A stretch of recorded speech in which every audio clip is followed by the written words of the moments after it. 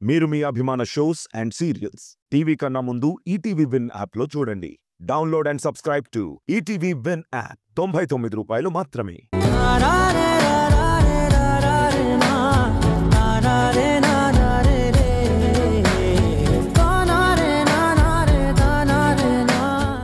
తను ఎవరో ఏంటో నాకు తెలియదు డాడీ. కానీ ఒకటి, గోపి మంచితనం నన్ను బాగా ఆకర్షించింది.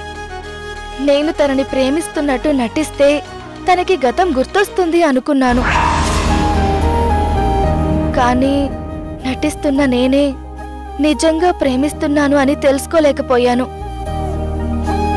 ఆస్తులు అంతస్తులు లేకపోయినా గోపిలో ఒక గొప్ప మనసుంది. ఇప్పుడు నా మనసు విరిగిపోయింది. నా మనసు విరిగి ముక్కలైపోయింది. ఇప్పుడు ఏం చెయ్యాలో కూడా అర్థం కాని పరిస్థితుల్లో ఉన్నాను. ఎన్నోసార్లు కాంతార నాకు ఏదో చెప్పాలని ప్రయత్నించింది. నా కాంతార ఎప్పుడూ తప్పు చేయదు. నేను దూరం అయిపోయిన బాధలో తను ఒంటరిగానే మిగిలిపోతుంది, కానీ ఇంకొకరితో జీవితాన్ని పంచుకోదు. అందుకే డాడీ నా జీవితం గోపి అనుకుంటున్నాను. తను లేని బ్రతుకు నాకు వద్దు అనుకుంటున్నాను. కాంతార లేని బతుకు నేనెలా బ్రతుకుతాను? ఏదో బలమైన కారణం వల్లే నా కాంతార తనని పెళ్లి చేసుకుని ఉంటుంది. ఇప్పుడు తన జీవితంలో భర్త బిడ్డ ఉన్నారు. అయినా సరే నా కాంతారకి నా మీద ప్రేమ చనిపోలేదు. తను ఎప్పటికప్పుడు తన మనసులో ఉన్న ప్రేమని నాకు చెప్పే ప్రయత్నం చేస్తోంది. కానీ ఇన్నాళ్ళు నేనే తెలుసుకోలేకపోయాను. ఇప్పుడు నా ప్రేమ గురించి నేను పూర్తిగా తెలుసుకున్నాను డాడీ. అందుకే తను లేకుండా ఒక్క నిమిషం కూడా నేను ఉండలేను. నాకు గతం మొత్తం గుర్తొచ్చిందని కాంతారాకి తెలిస్తే తను నా దగ్గరకు వచ్చేస్తుంది. నాకు దూరమై తను ఒక్క నిమిషం కూడా బ్రతకలేదు. మా ప్రేమ అంత గొప్పది, అది నీకు తెలుసు స్వామి. కానీ ఇంకొకరి భార్యని, ఆ బంధాన్ని విడదీయటం, నా ప్రేమ కోసం విడదీయటం మంచిది కాదు. అక్కడ ఒక పసిబిడ్డ కూడా ఉంది. ఇప్పుడు తను నా దగ్గరకు వచ్చేస్తే నా కాంతార మీద అందరూ నిందలు వేస్తారు. తనది తప్పు అంటారు. ఈ సమయంలో తనని అందరూ చిన్న చూపు చూస్తారు. అది నాకిష్టం లేదు. తనెప్పుడు గొప్పగానే ఉండాలి, ఎప్పుడు గౌరవంగానే ఉండాలి. తను బాధపడే క్షణం ఎప్పుడు రాకూడదు. అందుకే నేనేం చెయ్యాలో నిర్ణయించుకున్నాను. మీరేం చేస్తారో నాకు తెలియదు డాడీ. గోపి నాకు కావాలి. తను లేని లైఫ్ నేను అస్సలు ఊహించుకోలేకపోతున్నాను.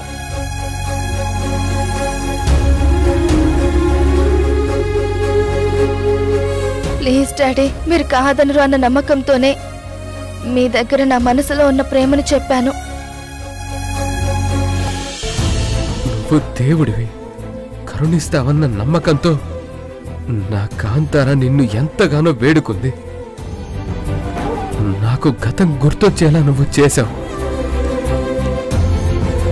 ఆ గతంలో ఉన్న కాంతార భవిష్యత్తులో నాతో ఉండదని నువ్వు నా కళ్ళకి చూపించావు. ఇప్పుడు తన కుటుంబానికి తనని దూరం చేయకూడదు, నేను తనకి దగ్గర కాకూడదు. బేబీ, ఈ ప్రపంచంలో ఏ తండ్రికైనా ఆస్తులు అంతస్తులు ముఖ్యం కాదమ్మా.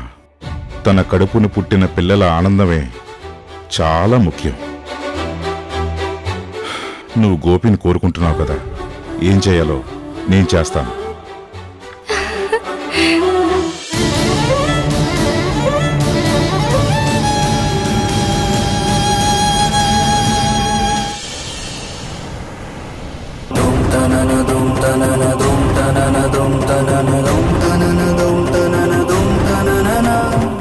నేను ఇక్కడ ఉండకూడదు, దూరంగా వెళ్ళిపోవాలి.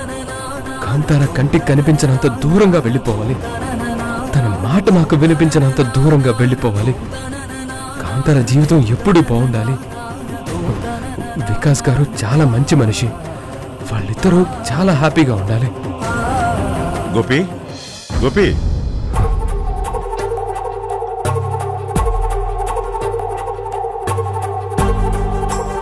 ఏంటి గోపి, ఈ టైంలో ఎక్కడికైనా వెళ్తున్నావా? అవును సార్, చిన్న పనుంది, వెళ్ళిపోవాలి. వెళ్ళిపోవాలంటున్నావేంటి? వెళ్ళి వస్తాను అనాలి కదా. వెళ్ళటం తప్పదనుకున్నప్పుడు రావటం గురించి ఎందుకు ఆలోచిస్తాను సార్?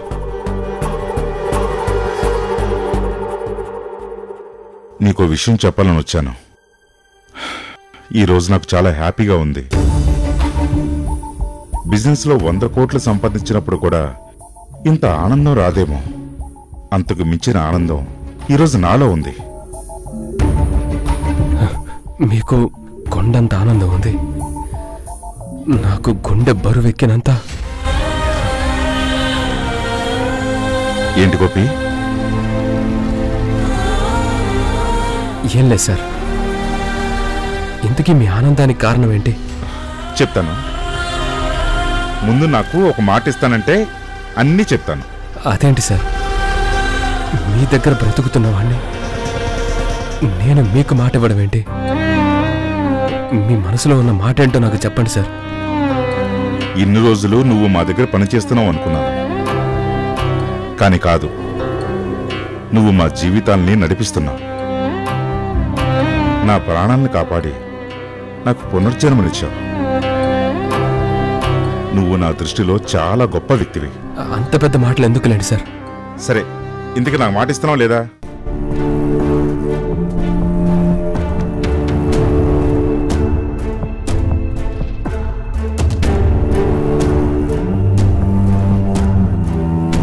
నువ్వు భయపడేలాగా, నిన్ను బాధ పెట్టేలాగా ఎలాంటి మాట తీసుకోవటం లేదు. ఇది నీ జీవితానికి పనికొచ్చేది. దయచేసి మాటివ్వు, దయచేసి మాటివ్వు, దయచేసి మాటివ్వు.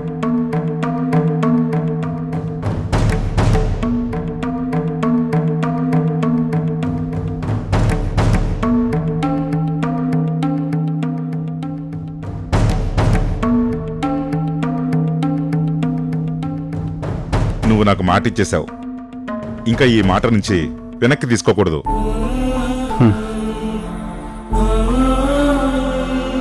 ఇప్పటికైనా విషయం ఏంటో చెప్పండి సార్. గోపి, నువ్వు ఎక్కడుంటే అక్కడ వాళ్ళు చాలా హ్యాపీగా ఉంటారు. నువ్వు మా ఇంట్లో ఉంటే మేమందరం బాగుంటాం. అదే నువ్వు నా కూతురితో ఉంటే తను లైఫ్ లాంగ్ చాలా హ్యాపీగా ఉంటుంది. అందుకే ఎప్పటికీ నువ్వు తన పక్కనే ఉండాలని నేను కోరుకుంటున్నాను. ఏం మాట్లాడుతున్నారు సార్? నేనేంటి?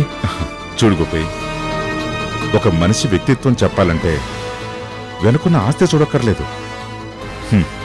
మనిషిలో ఉన్న మనస్తత్వం చూస్తే సరిపోతుంది. ఆ విషయంలో నువ్వు చాలా గొప్పవాడివి. అది కాదు సార్, నేను చెప్పేది వినండి సార్. నన్ను మాట్లాడిని గోపి.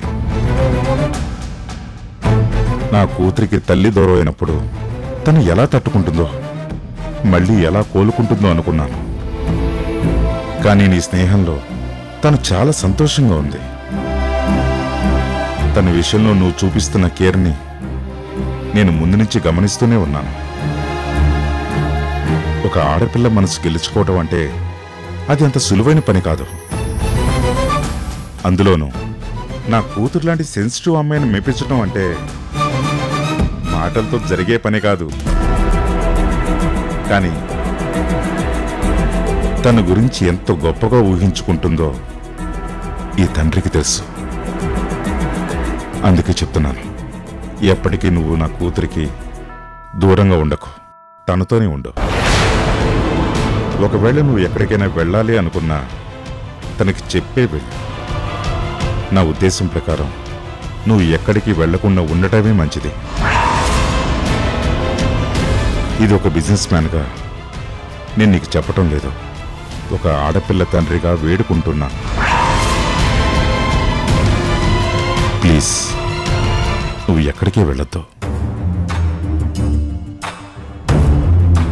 నా కుటుంబాన్ని కంటికి రెప్పలా కాపాడుతున్నా. నా కూతురిని కూడా నీ కనుపాపలా చూసుకుంటావన్న నమ్మకం నాకుంది. అందుకే ఎప్పటికీ నువ్వు ఇక్కడే ఉండాలి.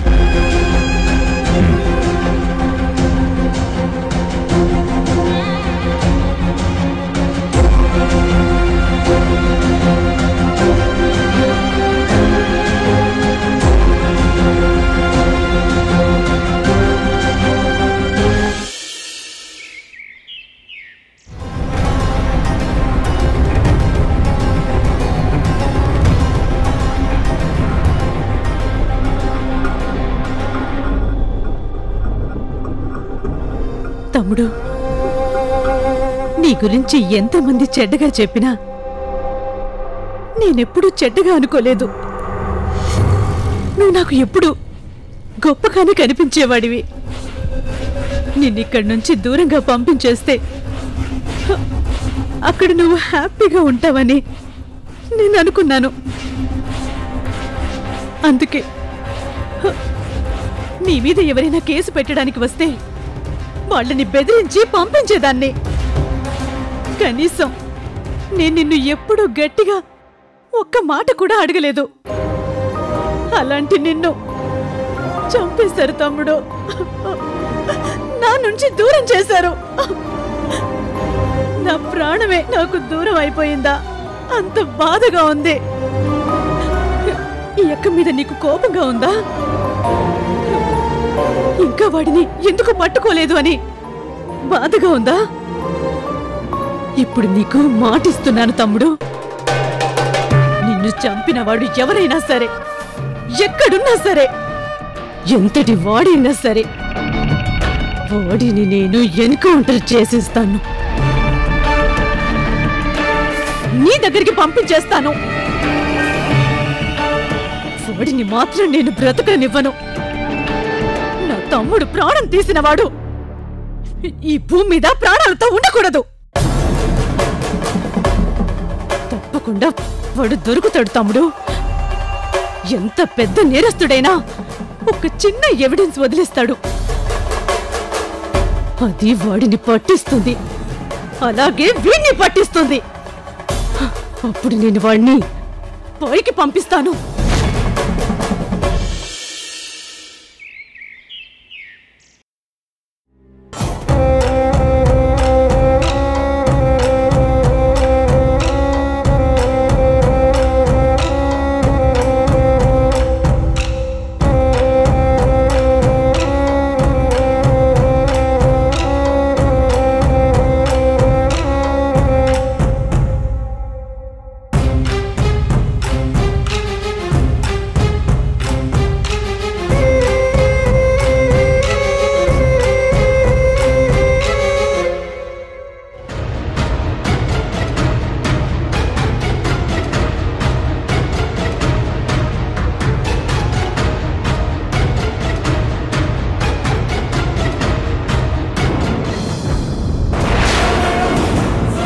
మంచి సంబంధం చూద్దాం అనుకునే లోపే తానే ప్రేమించిన అబ్బాయిని పెళ్లి చేసుకుంటాను. నువ్వు డబ్బులు సంపాదించుకొస్తానని దుబాయ్ వెళ్ళకపోయి ఉంటే మా కాంతార జీవితం ఇలా నాశనం అయ్యేది కాదు. మదీనమ్మా, నేను కాంతార గురించి ఆలోచించాను కానీ దీని గురించి ఆలోచించలేదేంటి? ఇది నాగుపాము కన్నా ప్రమాదకరమైంది. ఇది ఇన్ని రోజులు నన్ను చూస్తూ కూడా మౌనంగా ఉందంటే కారణం ఏమై ఉంటుంది? నేను గతం మర్చిపోయాను కాబట్టి దీనికి ఎలాంటి ప్రమాదం లేదని ధైర్యంగా ఉన్నట్టుంది. అసలు అక్కడి నుంచి ఇక్కడికి ఎలా వచ్చింది, ఎందుకు వచ్చింది తెలివిగా తెలుసుకోవాలి. అదేంటి తమ్ముడు, ఎక్కడికెళ్ళావు? ఎంత పిలుస్తున్నా నా మాట వినిపించుకోకుండా పరిగెత్తావు? నువ్వెక్కడికి వెళ్ళావా అని ఎంతసేపటి నుంచి ఎదురు చూస్తున్నానో తెలుసా? ఇంతకీ ఎక్కడికి వెళ్ళావు? ఇదేంటి, ఇది ఇక్కడ ఉండడం ఏంటి, ఇలా మాట్లాడడం ఏంటి? ఈ వసుధ నమ్మదగ్గ మనిషి కాదు కదా, కానీ నాతో ఇంత ప్రేమగా ఎందుకు మాట్లాడుతుంది? ఏంటి తమ్ముడు, నేను ఇంతలా మాట్లాడుతున్నా నువ్వు ఒక్క మాట కూడా మాట్లాడడం లేదు? నువ్వు నన్ను అంత ప్రేమగా పిలుస్తూ ఉంటే నేను నమ్మలేకపోతున్నాను. అదేంటి తమ్ముడు, నేనేదో ఈరోజు కొత్తగా పిలుస్తున్నట్టు నువ్వు ఇలా మాట్లాడుతున్నావేంటి? రోజు నేను నిన్ను ఇలాగే పిలుస్తున్నాను కదా, నేను నీతో ఇంత అభిమానంగానే ఉంటున్నాను కదా, మళ్ళీ కొత్తగా అడుగుతున్నావేంటి? ఇన్ని రోజులు నా గతం గుర్తులేదు కాబట్టి నీ ఆటలు సాగాయి. ఇప్పుడు నాకంతా తెలిసిపోయింది. కానీ నువ్వు ఇక్కడ ఉండడమే నాకు షాకింగ్గా ఉంది. కానీ ఇప్పుడు నేను బయటపడకూడదు. ఏంటి తమ్ముడు, నేను మాట్లాడుతుంటే నువ్వు ఇంకేదో ఆలోచిస్తున్నావు. ఏమైంది?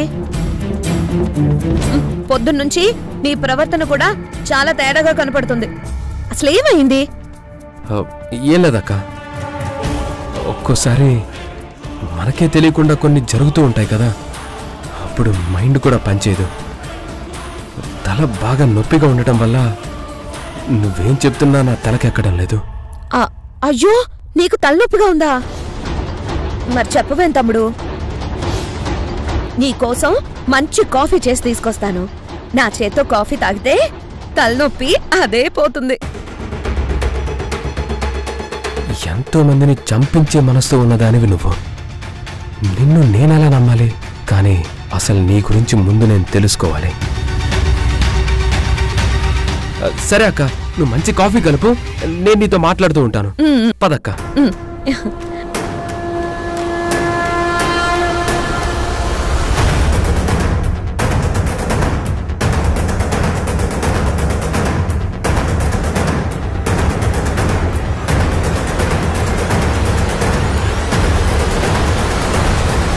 అక్క, తారా గారి హస్బెండ్ వచ్చారు, నీకు తెలిసిందా?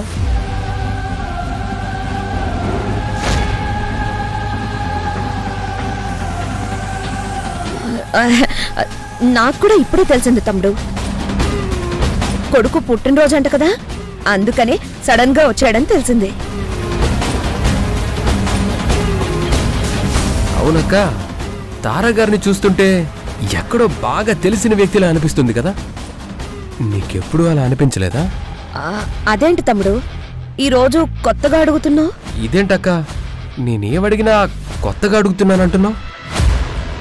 నాకలా అనిపించింది, నీకలా అనిపించలేదా? ఏమనిపించిందో అది చెప్తే సరిపోతుంది కదా. ఎందుకు అనిపించలేదు? కాంతారా అని నాకొక ఆడపడుచుండేది, అచ్చం తారలాగే ఉండేది. ఇద్దరిని పక్క పక్కనే చూస్తే జిరాక్స్ కాపీని చూసామేమో అన్నట్టు ఉంటుంది. కానీ ఇద్దరిలో తేడా ఎక్కడుందో తెలుసా? ఏంటక్క తేడా? రూపంలో తేడా లేదంటున్నావు, మరి మనసులో తేడా ఉందా? అందరి మనసుల్ని మనం చదవలేం కదా తమ్ముడు. కానీ నా ఆడపడుచు కాంతారాకి చదువు రాదు, కానీ ఈ తార చాలా బాగా చదువుకుంది. ఇక్కడ అన్ని విషయాలు చూసుకుంటుంది. చూసావా, ఒకే పోలికతో ఉన్న ఇద్దరిలోనూ ఎంత తేడా ఉందో. అయినా మనుషులు పోలిన మనుషులు ఈ ప్రపంచంలో 7గురుంటారట.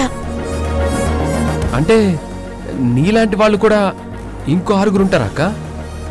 ఉండరు తమ్ముడు, ఎందుకంటే నేను ప్రత్యేకం. నాలాంటి వాళ్ళు ఒక్కరే ఉంటారు. ఇదిగో తీసుకో.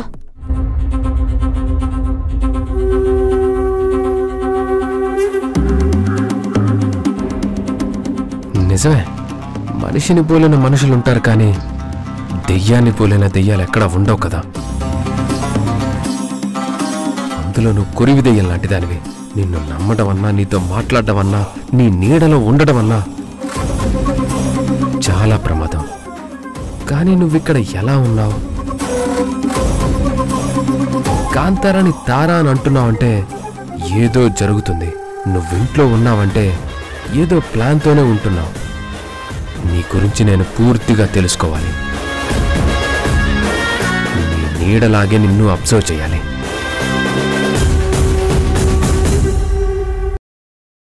తొందరలోనే నేను గోపి పెళ్లి చేసుకోబోతున్నాము. మా పెళ్లి సమయానికి మీ జంట మా కళ్ళ ముందుంటుంది. రేపు ఏం జరుగుతుందో ఇవాళ మనకి తెలియదు కదా.